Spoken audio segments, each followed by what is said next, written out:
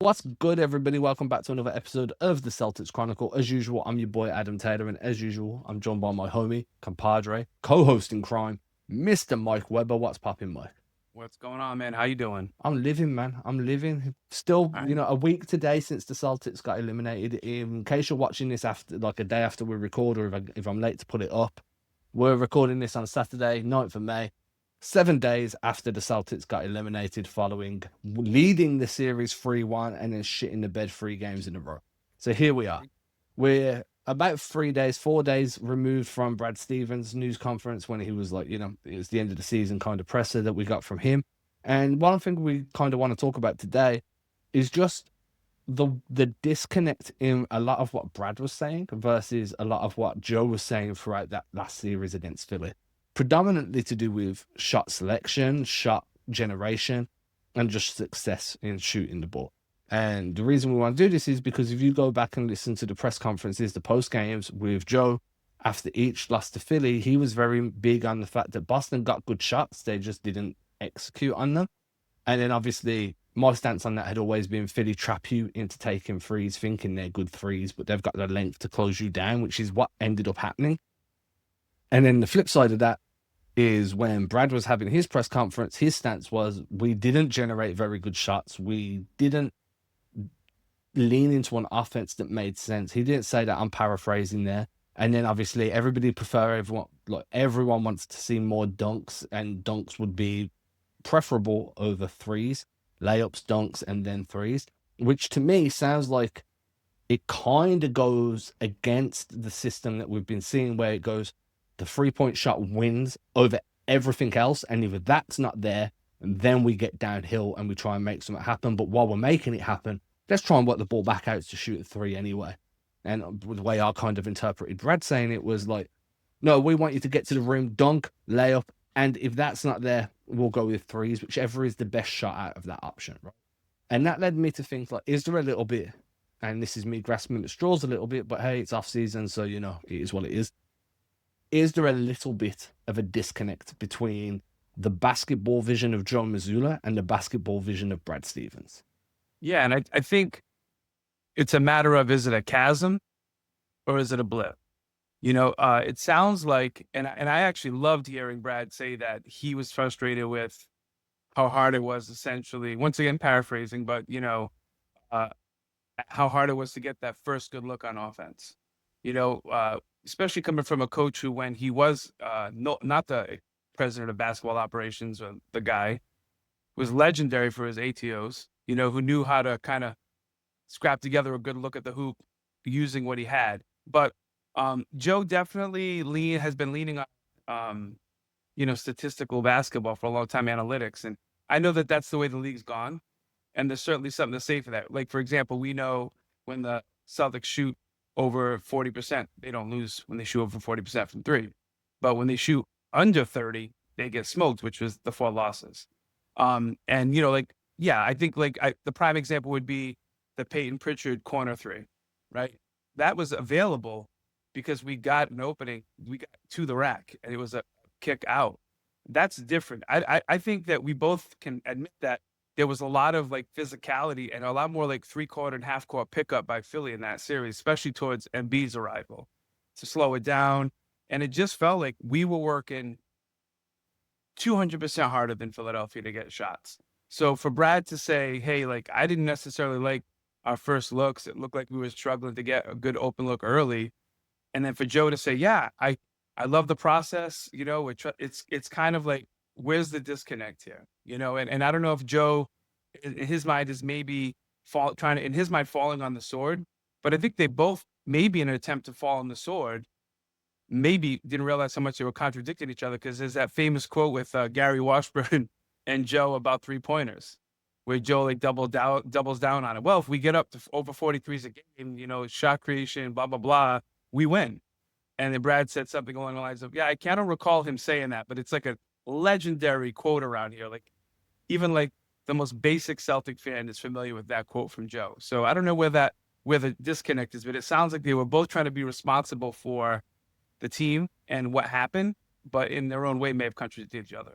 So. Yeah, and I think that's the most likely scenario, right? Brad has been incredibly complimentary of Joe throughout Joe's time in the hot seat. And I'm calling it a hot seat when it's not really a hot seat for Joe at the moment. I'd say coming into this season, it's a warm seat at least. You know, like Joe's lost, what is that now? 3 playoff series now where his team's been favored and they've lost in quite tough fashion each time. So like the seat's got to be at least a little bit warm. And I think that maybe Brad was just trying to take a little bit of that attention away from Joe and onto himself. I don't think there's a disconnect. What I do think is that there's an easy way to interpret the fact of there being a disconnect. If you look at like the play style comes after roster construction, we give you a roster and then you develop a play style.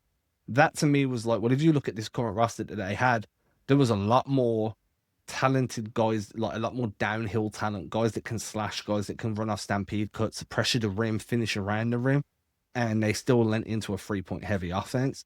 That could be interpreted as a little bit of a disconnect, and I wouldn't assume that was too much of a stretch.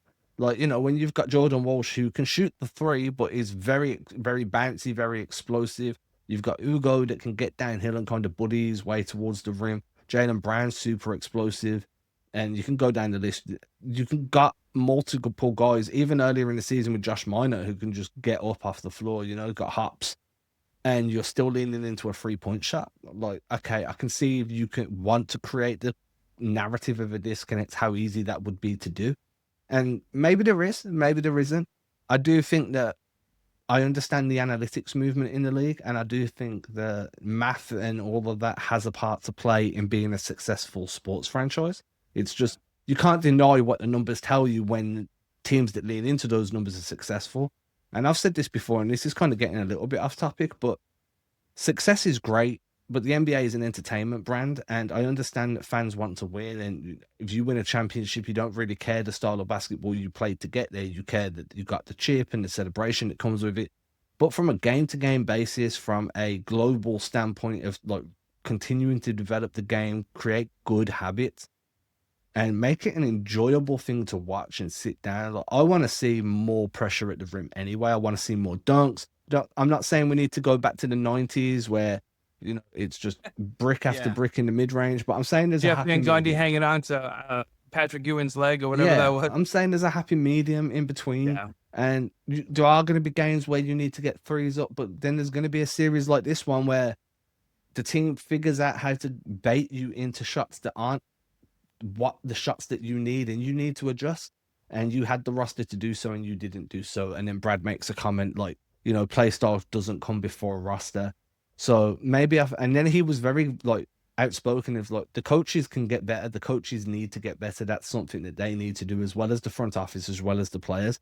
And I'm not saying there's a disconnect, but I definitely think that there's a standard being set right now, or Joe set a standard during that championship season, and Brad is kind of expects that standard to be held, and I just don't think it was in this postseason. I have a saying, it's once you show me excellence, that's the expectation. And it's hard to step back from that. Look, here are some numbers if you want to do analytics. Joe has the highest winning percentage of all time in regular season basketball, above Phil Jackson, Pat Riley, you know, all of them. Right now, he has the highest winning percentage ever. He's clearly been a very successful regular season coach. But here's another number, 37-1. That's the amount of Game 7 series the Celtics have been part of. And who has the one loss? Joe Mazzulla. And, you know, that's a hard pill to swallow. And I think whether it was a reluctancy to give Cornette minutes last year during the playoffs and roll in what was left of KP. I mean, it was rough last year with his health, right? And whether it was trying to basically, I mean, we shot ourselves out of the Knicks series last year. And so it's like, okay, here we go again. Once again, we're a shot creation team based on making buckets, long distance shooting, and we're playing a team that loves that. They're like, okay, bet. Like, let's see if you can beat us 4 times shooting 40%. And we couldn't. And so I think Joe's stubbornness, obviously, is on record. We've talked about it. It's a frustrating thing. But obviously, the other thing is Joe's kind of Brad's guy. You know, he was the one left over from Ime's staff, if I'm not mistaken. Well, he was left over from Brad's staff, if I remember. Then Ime kept him, and then he got kept over. Like, he's been there for a minute. Maybe Brad's. It's probably easy to say. It's probably not hyperbole to say Brad is probably his mentor. So I think my disconnect as a fan of basketball is when you have arguably one of the most brilliant minds of all time who can design plays, especially for like timeouts and dead balls, why didn't we call a timeout more often and do that at the end of that fourth quarter? I mean, obviously it's so easy to play Monday morning quarterback and go back and say would have, should have, could have, but it's hard for me to think you have such an amazing resource like Brad Stevens, and these are the kind of plays we're running at half court, in half court sets, or at timeouts when we needed to get to the rim, you know. So I do think Brad is trying to take responsibility, talking about roster construct and stuff like that, you know. And he obviously is responsible for the whole team. That's his job. But I do think it would be really, really nice for them to at least get on the same page. And Joe even he didn't mean to throw Brad under the bus, by the way. But he did say, like, you know, like, we're going to play basketball based on the players that we have. And I know that probably wasn't intentionally shot at Brad to be like, oh, I don't have enough talent. But Joe is on record as kind of alluding to the same thing Brad said in a coach's perspective. Yeah, but the problem I've got with that is the players that you had in the start of basketball you played is arguably not the most efficient use of those players. And Jaylen Brown said that exact same shit on his post-game live stream after Game 7. Like, I wish we'd kind of played a little bit different. We'd changed our system a little bit. Like, if I can't remember the quote verbatim, but I'm pretty sure we all heard that kind of quote where he was like, we could have played a little bit differently. We could have made a change. And that's kind of where a lot of Celtics fans were. Like, yeah, okay, you made the rotation change. You changed the starting lineup, and it was absolutely just god-awful decision looking back. Part of that, but you made the change Celtics fans wanted it. You gave them it. It just didn't work out the way you hoped. What I will say is, like, the Celtics run plays. They run a lot of freelance, a lot of early offense stuff, but a lot of it is designed to generate mismatches on the perimeter or open shots on the perimeter. Not a lot of it is designed to get guys downhill. And that's the difference, really. If you go back to, I think, Ime season, they ran a lot of wedge actions, which gets guys into the post on the block. Then you can play out of the block. I know the Celtics run a bit of flex. They ran a bit of Spanulis in this series as well, which is like a flex screen into a gut DHO action. So they did stuff, but even then, you're running a flex to get a gut DHO, which is like a down screen in the middle of the floor to do a dribble handoff on the perimeter. So you guys just coming from the corner free, getting a switch, and then obviously getting the ball at the top of the perimeter. So it's still to generate perimeter offense. And I think that one of my biggest kickbacks with the Celtics right now is I'm fine with you generating offense on the perimeter, but I also prefer you to generate, once you get there, to get back downhill, force rotations, kick the ball out, and actually create high quality shots rather than just be like, oh, well, I've got 4 or 5 feet of space, let me just shoot the ball. And when you look at the athleticism on this team with the amount of spacing that the Celtics have, I'd like to see more cuts. And there is an argument that cutting impacts spacing in a negative way. Like, when guys cut, spacing shrinks. But the argument I've got is, well, if you've got that spacing, you should be using it. And of course, it's going to shrink if you've got one guy coming off the perimeter into the middle of the floor. So there's a lot Joe can change. I think that where Brad's standpoint is the roster needs to improve. I think that's going to be a discussion point all season, all summer. Like, the Celtics are going to improve. They're going to make moves. They're going to draft guys, pick free agents, make trades. That feels inevitable to me. I don't think Brad is the type of guy that is happy with mediocrity in the slightest. But what I do think is that there needs to be a little bit of unity in the messaging coming out about what the Celtics, like, how they want to play. Because clearly the fan base isn't on board with the Joe Mazzulla experience in terms of the three-point shot. We're all loving it when they're winning. When they're losing, obviously people get vocal. It's do or die. It's kind of like that Boston radio influence. But there's still a rumbling of discontent when the Celtics win if they've shot 42 threes, because you just know that it's a system that can lead you to a bit of shot variance where you lose 3 games in a row. And if those 3 games in a row come in the playoffs, you're fucked. And that's exactly what's happened multiple series now, over multiple years. If those shots go away in the postseason, it's over. It's curtains. I also think it's not a coincidence that Nimi had a good second half and they made that run as well. So, you know, I understand the premise of, you know, shot variance and being good at outside shooting, outdoor shooting as well, if you're a blacktop baller like me. No. Whenever someone says outside shooting, I always go back to white men can't jump in the wing. My thing is, there needs to be an interior presence. You know, looking back at the seasons last and the year before, at the very minimum, KP did a fantastic job of getting position at the foul line. He owned that space, and also down in the interior, closer on the block as well. There was nobody providing that this year. Jaylen, maybe, in some instances when he had smaller players on him, but when your 2-guard, 3-guard is your best post player, that's kind of rough. It reminds me of when Marcus was our best post player. It was like, yeah, this is kind of a cool niche thing to be able to do, but this isn't a sustainable offense. And Tatum is arguably the best post player on that team because he can do everything. He can face up, he can back you down, he can take you off the bounce, he can hit fadeaways, he can shoot over you, he can create, he can pass, he reads the floor better than pretty much 97.5, 98.5% of the entire NBA. Yeah. Like, he is your best post option, but he's also the guy that you want reading the floor with the ball in his hand on the perimeter. So it's a trade-off you need to be willing to make. I do agree, though. Like, I think there needs to be more options. And when you go back to that championship team, you had Drew that could work out of the dunker spot in like an inverted role and space the floor that way. You had KP that could give you post options. He can work out around the nail, on the elbows, on the block. Then you had Tatum doing stuff like whether it be in the post, on the perimeter. Look, there was so much versatility into the way they could line up that they just blew teams away. And you didn't care if they shot 43s because you knew that if that shot variance slipped, they had 5, 6, 7 other ways to kill you. And this Celtics team just didn't have that. And they kind of didn't have the experience to understand when to adjust in spite of the messaging coming from the coaches. Like, if you've got a bunch of vets and they see the shots aren't falling, the vets are going to adjust on the floor regardless of what anybody's saying, right? And I think that that's the difference. Do I think the Celtics are going to improve? Yeah. Do I think there's a disconnect? No. But I do think that there needs to be a little bit of evolution in the way this team plays, and that obviously will depend on the roster construction, but it should also depend on Joe being willing to just be like, we need a second way of attacking. Yeah. I think for me, it's like my wish list, aside from all the Galaxy conversations that we're going to tolerate with Giannis and all this other stuff we've talked about, is I'd love to see some version of Charles Lee on the team. It doesn't have to be Charles Lee. It could be maybe Tibbs. Yeah, it's not going to be Charles Lee. It's not going to be Charles Lee.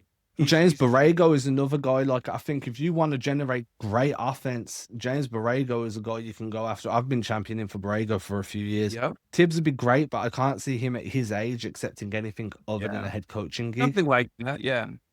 But somebody who's got an veteran experience to give Joe somebody. I think Sam Cassell is elite at relationships and certainly knows his way around basketball. But I just feel like maybe people underrated Charles Lee's loss as well. But, when you have Drew, when you have even Grant Williams and Al in the corner hitting threes, I mean, there's so many things that weren't there and maybe we took for granted. And obviously the whole season was kind of took for granted. I mean, we weren't supposed to win 56 games.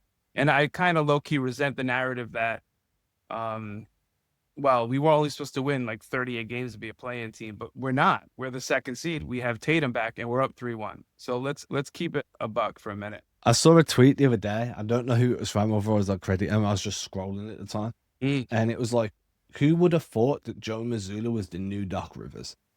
And I was like, wow, like, it's too soon for that, but I also understand. I can see it's a very fine line, man. Listen, I don't think Joe's on the hot seat, but I do think if this continues to be the trend and this happens again, I think they're going to be forced to make choices. I do have a question.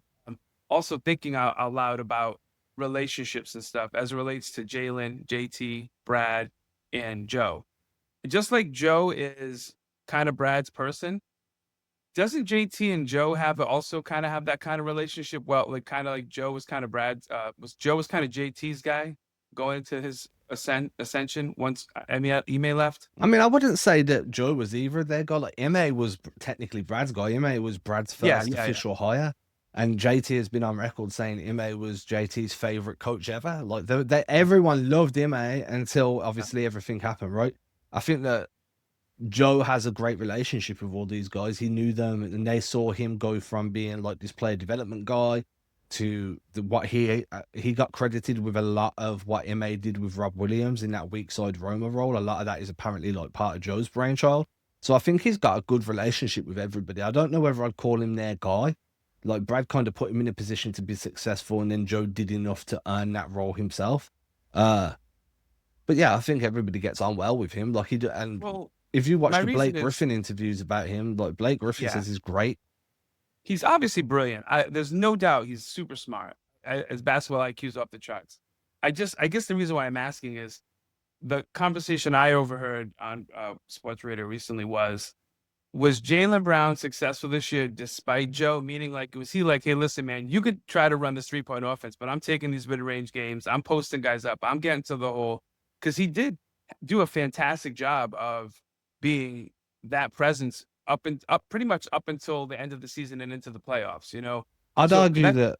conversation Sorry, is like, did JT throw off the rhythm of the offense, which is kind of just a preposterous sentence. But the question was Jaylen Brown successful despite Joe? And nah. is there a disconnect between Jaylen and Joe?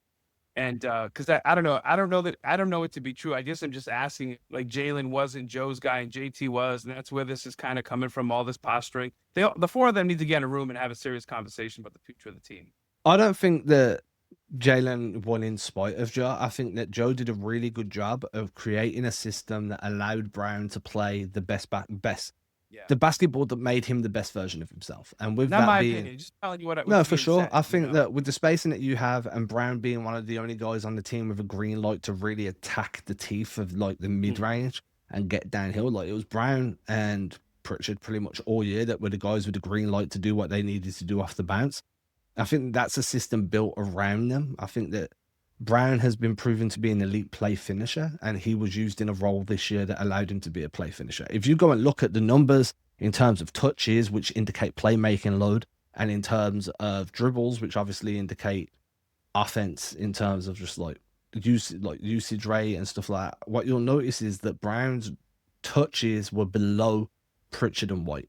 So those two, Pritchard and White, were being asked to initiate the offense for large portions of the season. Brown was being asked to finish that offense. His usage rate is through the roof. Usage rate indicates obviously being finishing plays. Touches indicate playmaking load. And then once Brown started to show flashes of playmaking, his touches started to level out with Brown and with Pritchard and White. So I think that Brown was put in a position by Joe to excel rather than excelling in spite of him. But part of that is because everybody else was spacing the floor, shooting so many threes. And I think that sometimes it's better to lean on everybody a little bit more, which we started to see in the second half of the season. I felt they went a bit more egalitarian. But I agree that everybody needs to get in a room and talk this through because the vision just doesn't seem to be aligned. You've got Brown, who's elite in the mid-range. You've got Tatum that can do 100 different things. And Brown can do multiple things too. I'm not trying to diminish what he can do. I'm just saying, like, he's elite in the mid-range. And then you've got Joe just like, well, shoot more threes. And then Brad's like, well, get more dunks. There needs to be a bit more of a coherency. Right, yeah. I just, I worry about, are we at the Oklahoma City precipice of this team? You know what I mean by that? Westbrook. Yeah, where Harden, Summit gets broke up. And we spoke about this, KD. right? Yeah, I wonder if, I hope that they can look back at history and be like, look, guys, like, everybody won an MVP after that, but other than KD, nobody won anything. And KD didn't win without Golden State. So, like, we got something great going on here. Let's figure this out and build on it. And I think that's where we're going to go, the direction of the team. I mean, it'll be interesting to see. I think when you find out what decisions Brad makes, you'll have a better idea of the chemistry of the team as well. Yeah, for sure.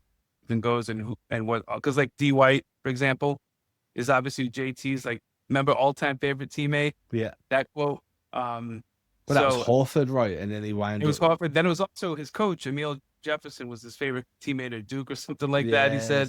So, but we know that D White's definitely a JT guy. So I think that's going to be an interesting pivot point too at some point when this offseason comes. If they lean back into D White coming back, or if he gets shopped around, we'll know a little bit about where that's going too. And then obviously, as we spoke about in the last episode, a lot with Brown kind of, and I've wrote about it today. Check it out, Celtics Chronicle, link in the description, the newsletter.